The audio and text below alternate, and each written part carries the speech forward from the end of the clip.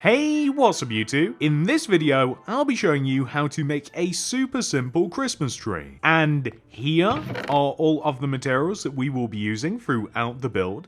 Please do make sure that you have access to all of these. Step 1. Begin by placing 7 spruce wood on top of each other. 1, 2, 3, 4, 5, 6, 7. Then, place a budding amethyst on top. Place the large amethyst clusters on every single side of the budding amethyst. We then want to, underneath the budding amethyst, place spruce leaves on each one of the 4 sides of the spruce wood.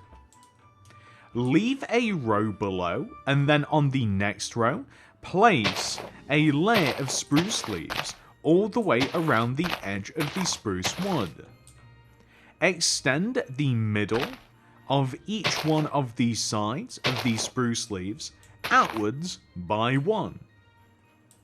Then, underneath this, we can once again place a layer of spruce leaves just around the singular spruce wood. And then underneath this layer, we want to place another layer of spruce leaves just all the way around the entire spruce wood. And this time, going for the biggest layer now, we want to extend each one of the sides of the square that we have made by placing a ring of spruce leaves around that spruce. We want to take each one of the sides and extend that side outwards. So that will leave just a little block in the corner, and the end result should look like this. What we can then do is place upside down polished granite stairs around the base of our tree, and that will form a pot. And from here on out, it's just a case of decorating. We're going to begin with glow item frames. The easiest way to decorate each side of the tree is in a similar fashion. So on the front, we're going to place a glow item frame right up at the top here. Then dropping down to this next layer of leaves, we're going to place one just offset to the right diagonally. And then at the bottom, we'll place one offset to the left diagonally. So we kind of have each one of these sides covered. And then if you come to the right side of the tree, top, right, left. Top, right, left. And then top, right, left. And that just keeps the tree, if you kind of look at it even diagonally, it kind of just makes it so that there is something on every single part of the tree. It just looks a little bit more full. The next thing that we're going to do is... Now this is a little bit more random, but still.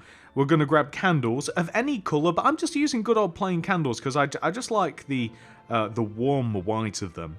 Some flint and steel to light them. We will also grab some moss carpet and just a bunch of glass panes. So maybe we'll swap that.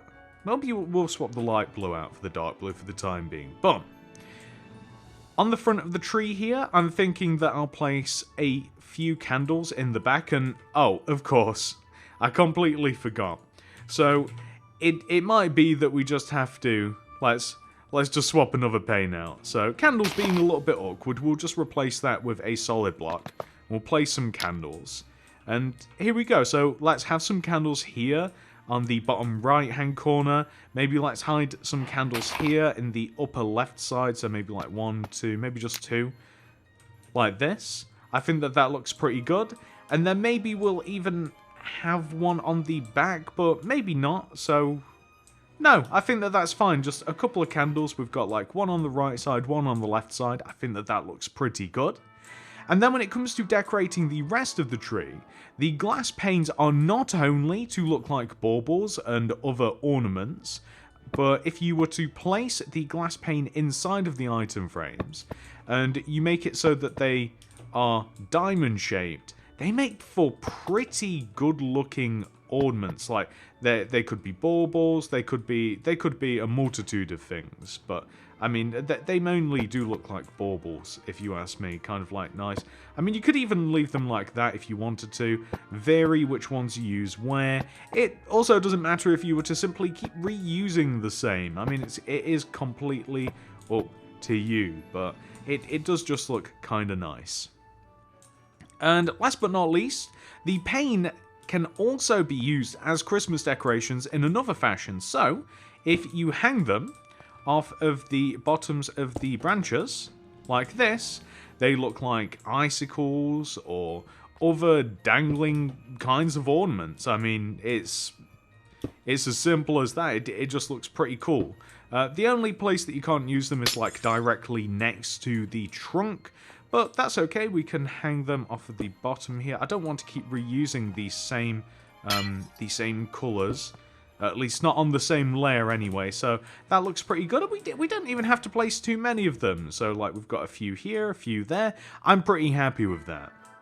I like to use a couple of moss carpets, maybe more than a couple, maybe a few. I like to add a couple of moss carpets just about the place, just to kind of like add a little bit of, I don't know, it adds a little bit of variance with the leaves, a little bit. I mean, an alternate to this is to use white carpet in the same place, and then that, of course, looks like snow, which is something that you might want. So that's also a very real possibility. I personally prefer the moss carpet, but each to their own. And that is kind of it, ladies and gentlemen. I mean, that's your Christmas tree. I hope you enjoyed this tutorial. If you did, please do remember to subscribe to the channel. Click that little bell next to the subscription button. That'll ensure that you get all my stuff sent directly to your sub box. And of course, if you saw anything as we were making this around in the background, check out the City Builds playlist. I'll leave a link for that in the description below and the top of the comment section as well. It will have loads of tutorials in there for you. Thank you so much for watching. I hope you enjoyed it, and I hope to see you guys in the next one. Goodbye.